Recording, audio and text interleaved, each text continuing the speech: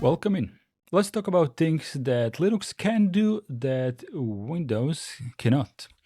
So, package manager and software repositories.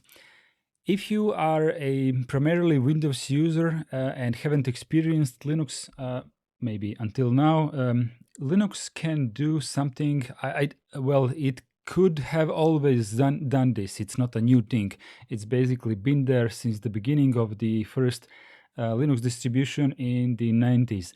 So package managers and software repositories are something akin to stores like Microsoft stores, App Store, Google Store, but they are the repository of all of the free software, I mean Libre software, that are available in this distribution. So, for example, if you pick Debian as your operating system, you will find roughly 60 to 70,000 packages inside the Debian official repository that are available for you to download and install. And the reason why I draw the line in parallel with app stores is because it kind of feels like it. Basically, if you need Firefox on Windows, what do? You go to the search engine, usually Google, you type download Firefox, and it takes you to a certain link where you click the download button again, and then it downloads something for you. And when this download finishes, then you click it to install it, then the installer pops up, then you click next. Sometimes you read what it says, sometimes you don't read what it says, but basically eventually you finish this installer, and once the installer is finished, then your Firefox is installed and you can run it, and that's it. Usually this is no longer a process than 5 minutes, right? However, on Linux, this is usually done differently via package manager and package repositories. So as I said, if you are on something like Debian, you would just go to the one of the store apps, depending on which desktop environment you're using, but pretty much every desktop environment has its own built-in like a store app, which you will type Firefox into the search field, and it will show some results. You will click on Firefox, you will click on install, and the magic will happen, and that's it. You have Firefox now. So what it happens in the background is that when you use this store interface, this is not an actual store. This is just like a user interface that works with the background command line interface for you, so that you don't have to type command line interface commands. If you would do that on Debian, it would be something like apt space install space Firefox, and then you would press enter, and then it would download Firefox. If you do this through this GUI interface, graphical user interface, then it will do this for you, meaning it would present you with a Firefox as a choice. When you would click install, it would download Firefox from the Debian software repository, and it would automatically install it for you. So it's usually a process of like, I don't know, 20 seconds, maybe 30, depending on your internet speed. But generally, it is much more practical, and it is a lot faster because all of the packages are well tested and integrated into this distribution, into this operating system that you have chosen out of all of the Linux flavors out there. So it kind of just works, it's super easy to handle. If you want to know more about package managers, give it, I would say, a like, but what I want to say is type me a reply on this video, so I know that there is demand for more in-depth explanation of how package managers work. And also welcome to our Linux world. So the second thing I would like to talk about is customization freedom. So of course, a lot of you are used to Windows where there isn't too much customization beyond the wallpaper and a little bit of theming. Is there anything else beyond that? I know that there used to be ways to customize the GUI shell on Windows XP and the older version of Windows, but nowadays it's somewhat locked in system. I mean, people still tend to replace the start menu on Windows 10. I'm not sure if that's still available on Windows 11, but generally there isn't much customization, right? On Linux, I remember one of my favorite questions that I get, especially from my in real life friends, is what does Linux look like? Yes, the answer is yes. I mean, there are, for Windows, you have one desktop environment, which we will just call Windows for the sake of simplicity. On Linux, there is no Linux desktop environment. There is GNOME desktop environment. This one is really popular. There is KDE Plasma desktop environment, also another extremely popular one and very customizable on its own. These two look completely different, not even related in any way. So there is like System 76 company that is currently developing something called Cosmic. This is a new desktop environment that has a chance to become popular because, well, they are investing a lot of themselves into it. Also, you have stuff like Cinnamon, which is another desktop environment from the Linux Mint team. You have XFCE desktop environment. That's a very light on your resources. Like it works on a lot older computers. It still looks good, but it requires a lot less CPU power, RAM power, RAM amount, I mean, but you know what I mean.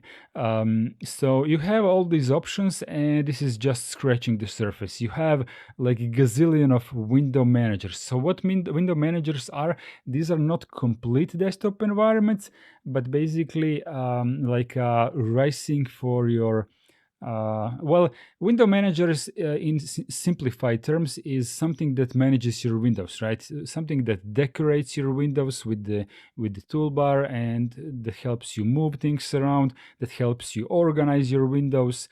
Usually it has some kind of a menu that helps you to start applications, find them, tile them, arrange them, move them around. You know, that's what window managers do. And every desktop environment also consists of window manager, but also plus the file manager and the as I said, store and all kinds of tools for configuring your system. So desktop environment is a lot more than just window manager, but some people like to customize things to a very deep how do I put it, to very deeply, let's say very deeply. So you can choose this window manager, combine it with this file manager that you took from XFC desktop environment, but you're not using XFC desktop environment, just their file manager because you like it, and you have combined it with this window manager here,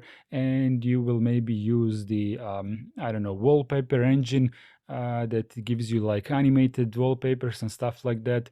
You would use the screensaver from something else. You can combine all sorts of things, and it's really difficult to even combine these little facts into something coherent for this short video, because if I go slightly overboard than I already did, I'm going to confuse the hell out of you. And then you will ask for more, like give it to us in details. So if you do want me to go into details on how to customize the look and feel of your Linux desktop, also reply to this video so that I know how many of you are interested in this particular topic. So that would fall under customization freedom, and that's just scratching the surface. The visuals are not the only thing that can be customized. There is a lot more to customization. System resource efficiency. So Windows is very fixed, and it requires this or that hardware. Windows 11 also has this line that you need to have a computer as new as this one or newer, right?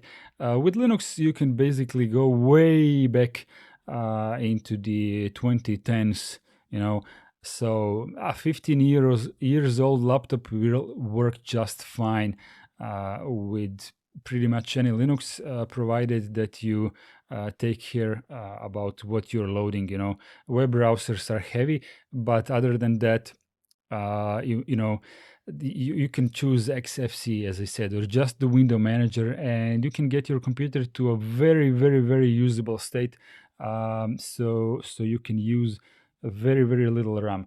Right now, on my T480 laptop, I am currently using just the DWM window manager, and when I start that together with the operating system, it takes about 100, maybe a little bit more, megabytes of RAM. I'm not joking. It's 150, like 0.1 gigabytes of RAM. So I mean, I have 16 gigs of RAM on this one, but it's kind of cool to see what can you do. Another thing is strong community support. So I know that Windows has community support, but the way Linux community functions is all about free software. And when I say free software, I don't necessarily mean software that you don't have to pay for. Usually when we say free software, we mean software that is open source, that has a license that allows you to reuse this source code, to modify it, to distribute it around as your modified version of this software, and so on, without complicating the licensing part too much. What I mean about the community support is, if something is missing in Linux, there is always some part of the community that is already working on a solution for that particular niche. So I can almost guarantee 100% that whatever you really need as a solution to do something, there is someone already working on it. You just have to dig a little bit around and see into which community you're going to join, and maybe help them out to speed them up a little bit, and give yourselves into the community to become a part of the community. So that's how things roll in the Linux communities. Everyone is helping everyone else, and this is how we function. There would be no Linux without the community, without the people, because despite the fact that companies do invest themselves into developing some of the software on Linux, especially the Linux kernel,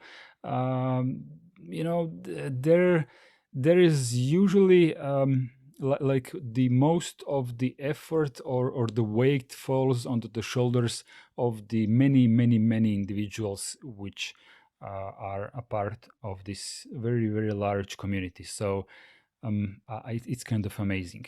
Like truly is something amazing. Stability for servers, I don't believe that this is worth talking about too much, simply because everyone knows about it. Linux is powering the majority of the internet, and that's just a very basic fact today. When you connect to whatever somewhere with your Windows machine, you are usually connecting to a Linux server, whether it's a web page of some kind, or a social network of some kind, or a video game server of some kind. In the vast majority of cases, it's Linux on the other side. Then how do you even connect to the internet? You have some kind of a router in your home that usually your internet service provider has provided for you. This router is running which operating system? Linux, of course. I mean, so it's it's a cool fact, almost everything is running on Linux, and it's an unavoidable fact, and it's pretty cool. The open source nature, um, well, this is one of my key points, but generally maybe I should have melted this with the community part, because the very essence of everything being open source and free software is the fact that everyone can look into the other people's homework and build and improve on that. So if you have the means and the knowledge to improve somewhere, you can always join some other open source community and help them grow faster, or you can just take their code and continue building it in your own garage, to put it like that, and maybe set up a team who will do it a lot better than the first team. So, open source being open source, all of the knowledge is public, and it is how it is. That's how it rolls. Better privacy options. So this is a little bit more complex topic, but one of the very obvious things about anything being open source compared to being closed source, such as Windows, is that with closed source, you are unable to know what the operating system is doing. You can only believe what the maker is telling you in this kind of interesting comparison, which would be Microsoft. If Microsoft tells you that when they are taking data from your computer for their own telemetry, this is what they tell you on every Windows install, by the way. When they tell you that they are only taking this data and this data and this data, and they are avoiding taking any private data from your computer when they are sending to their servers for analytics, you can only believe them that this is what they're doing. There are ways that you can monitor which files are being accessed at which moment, but in general, you can never be 100% what is truly going on without some kind of a deep analysis and reverse engineering. With open source, on the other hand, everything is known because all of the code is public. So everything that is programmed into your operating system is known in advance, that it doesn't do any suspicious things in regards to privacy. In some cases, some of the open source software will come pre-compiled in a way that the telemetry will be like opt out, which means that it will be enabled by default, and it will give you an offer to disable it if you don't want any of your private stuff being shared. And when I mean private, I don't necessarily mean private like your documents, but more usually it's like what you have installed. This is telemetry, right? I mean, in general, what you have installed, what kind of hardware you have, and etc.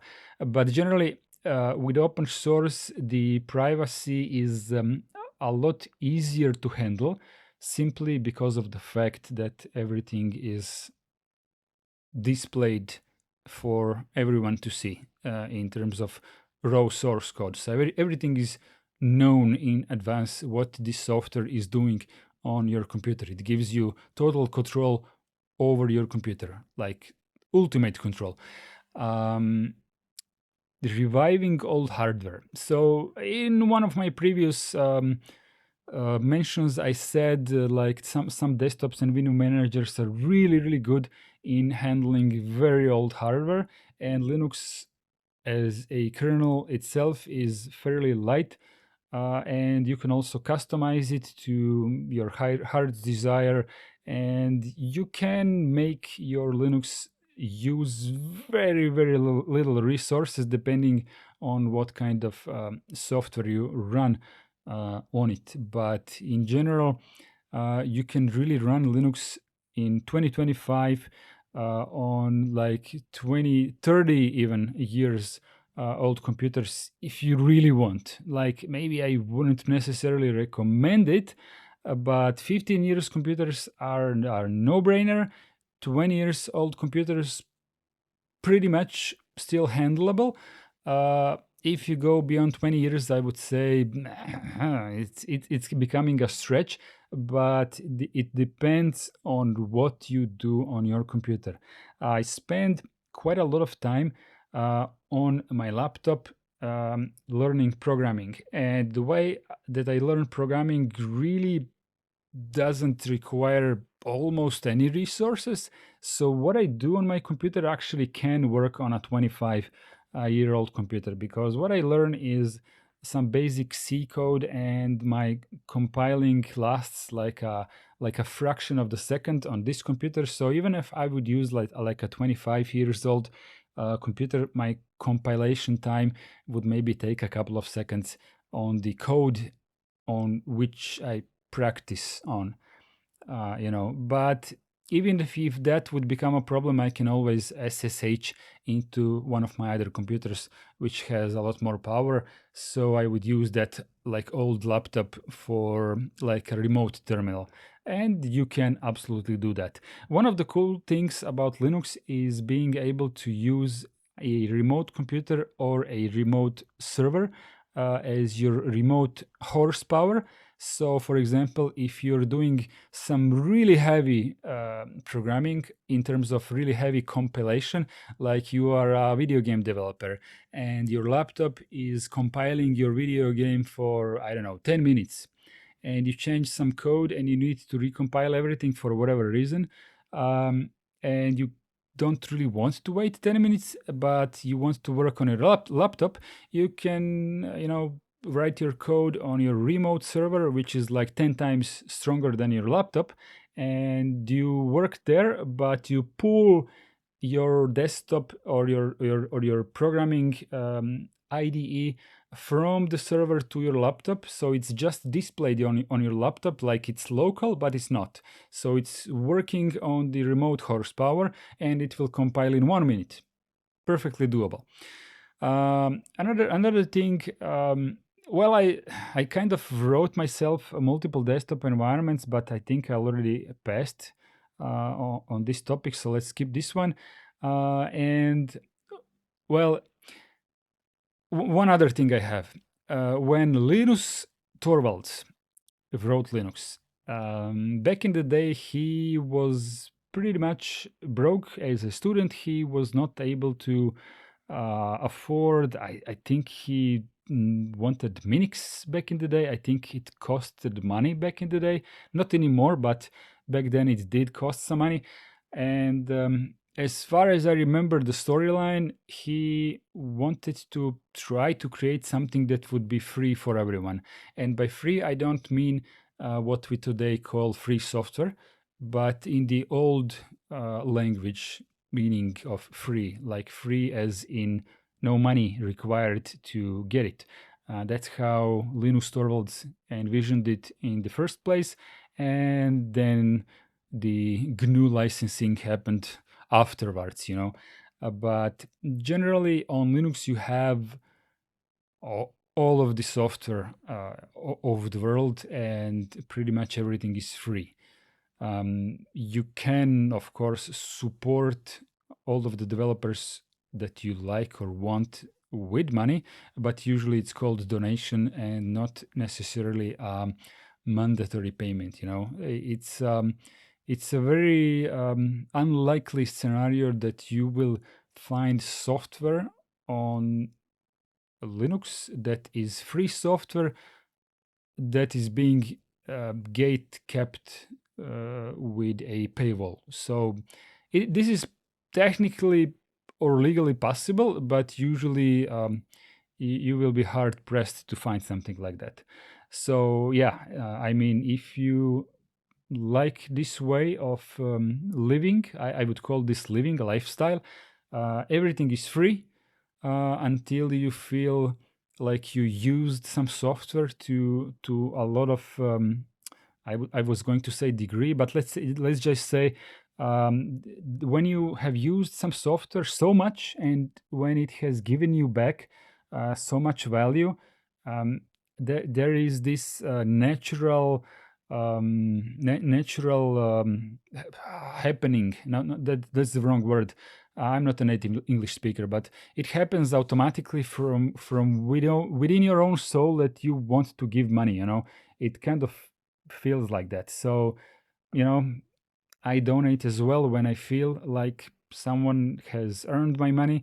I don't have much, but you know, everyone gives as much as they can. And that's how the majority of free software developers function and live. Give it a like and subscribe on this video if you have liked it, and also please wait for the names to appear on the screen in a couple of seconds. These are my favorite supporters who, well, take care of my channel, and I am very thankful to them. Check them out.